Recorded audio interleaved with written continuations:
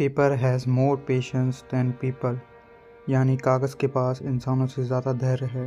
ये शब्द थे एनी फ्रैंक के, जिसकी मृत्यु महज 15 साल की उम्र में कॉन्सेंट्रेशन कैंप में हुई थी। आज की इस वीडियो में हम एनी फ्रैंक से जुड़ी हुई कई सारी बातों के बारे में जानेंगे। एन का जन्म 12 जून 1929 जर्मनी के फ्रैंकफर्ट शहर में हुआ था।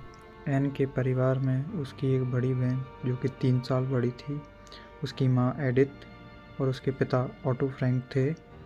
जब एन की उम्र महज 4.5 वर्ष थी तब वो और उसका पूरा परिवार नीदरलैंड के एम्स्टर्डम शहर में चले गए थे, क्योंकि नाज़ी पार्टी ने जर्मनी के ऊपर अपना पूरा कंट्रोल ले लिया था। आगे चल के इनका पूरा परिवार भी एम्स्टर्डम में फंस जाता है, क्योंकि जर्मनी ने उस समय नीदरलैंड पर हमला कर दिया था।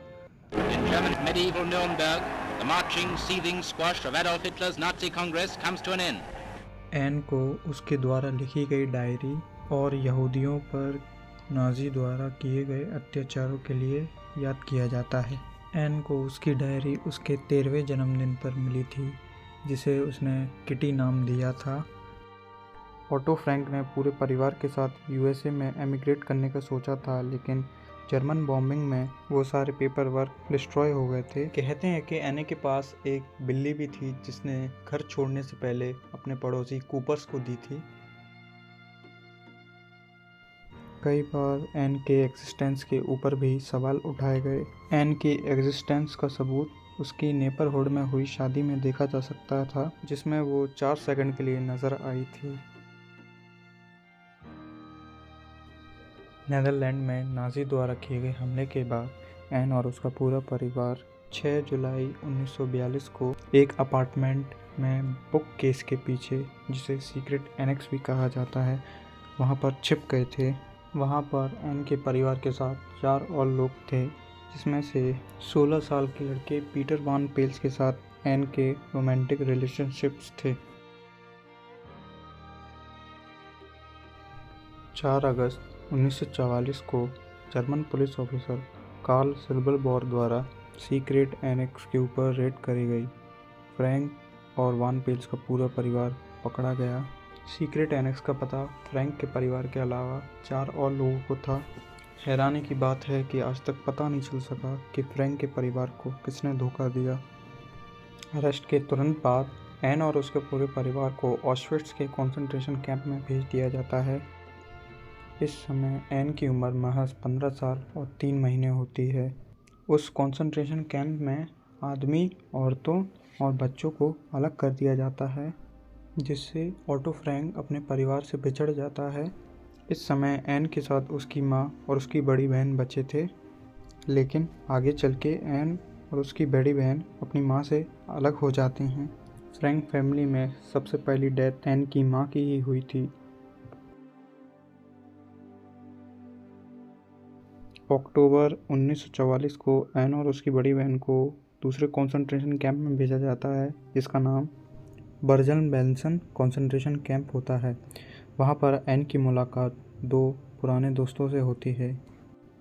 उनमें से एक दोस्त एन के बारे में बताती हैं कि उस हालत में एन की स्थिति को बताना नामुमकिन था। आगे वो बताती हैं कि एन ने उनसे कहा था कि जब ये युद्ध ख़त्म होगा तो वो अपनी डायरी को एक बुक में पब्लिश ज़रूर करेंगी, लेकिन ऐसा कभी हो ना सका। एन की मृत्यु उसी कंसंट्रेशन कैंप में हुई थी जहां पर वो अपनी बहन के साथ थे, लेकिन मृत्यु का कारण किसी को नहीं पता। कहते हैं कि उस समय कैंप में टाइफस नाम की बीमारी फैली हुई थी, जिसने उस समय लगभग 17,000 कैदियों की जान ली थी। एन की मृत्यु के कुछ ही हफ्ते बाद ही ब्रिटिश आर्मी ने कैंप को आज़ाद कर दिया था। वह दिन 15 अप्रैल 1945 का था। पूरे फ्रैंक परिवार में ऑटो फ्रैंक ही थे जो कि हॉलोकॉस्ट से बच पाए थे। वो जून 1945 को एम्स्टर्डम दोबारा लौटते हैं और उन्हें वहाँ पर पता चलता है कि उनकी वाइफ नहीं रही, लेकिन उन्हें उम्मीद थी कि उनकी डॉटर्स ज़रूर बच गई होंगी। लेकिन कई हफ्तों बाद उनको पता चलता है कि उनकी दोनों बेटियाँ कंसंट्रेशन कैंप से नहीं लौटी। एन की डायरी ऑटो फ्रैंक को मीप गीस ने दी थी। मेव गीस दुनिया की सबसे पहली इंसान बन सकती थी जो कि एन की डायरी को पढ़ती। मेव गीस उन दोस्तों में से थी जिसने फ्रैंक परिवार को छिपने में मदद की थी। एक और व्यक्ति कार्ल सिल्वरबॉर, जिसने एन के पूरे परिवार को पकड़ा था, उससे जब एक रिपोर्टर ने पूछा क्या आपने एन की डायरी को पढ़ा है, तो उसने कहा मैंने उसे पिछले हफ्ते ही खरीदा है। वो कहता है मैं देखना चाहता था कि मैं उसमें हूँ कि नहीं, लेकिन मैं नहीं था। शायद मुझे उसे फ्लोर से उठा लेना चाहिए था। ऑटो फ्रैंक ने एन की डायरी को 1947 में पब्लिश किया, जहां पर वो सबसे पहले जर्मनी और फ्रांस में पब्लिश हुई, फिर यूनाइटेड किंगडम में इसका पहला अमेरिकन एडिशन जिसका नाम Anne Frank the diary of a young girl 1952 में पब्लिश हुआ। एन की डायरी को सबसे ज़्यादा जापान में लोगों ने पसंद किया, जहाँ पर 1 लाख से ज़्यादा कॉपी उसकी फर्स्ट एडिशन की बेची गई थी। आज भी एन को एक इम्पॉर्टेंट कल्चरल फिगर की तरह देखा जाता है, जिसने अपने ऊपर हुए अत्याचारों को बहुत ही कम शब्दों में बताया था। तो आज की इस वीडियो में बस इतना ही।